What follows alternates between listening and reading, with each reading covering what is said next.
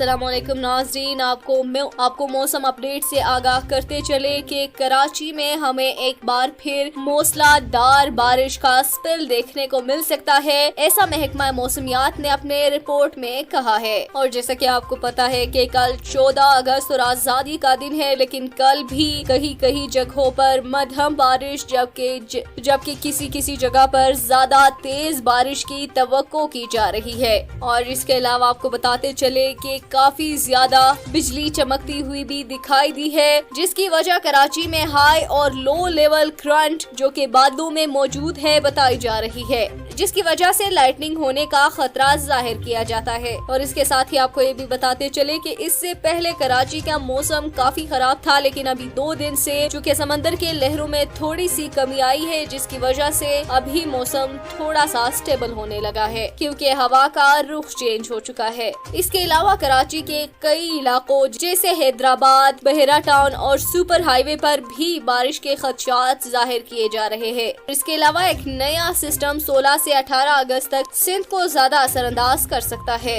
और ज्यादा बारिशों की तवक्को की जा रही है। तो नाज़रीन, आज की वीडियो में बस इतना ही। मिलते हैं आपसे नेक्स्ट वीडियो में। उससे पहले आपको बताते चले कि अगर आपने हमारे चैनल को सब्सक्राइब नहीं किया तो लाजमी कर लीजिए।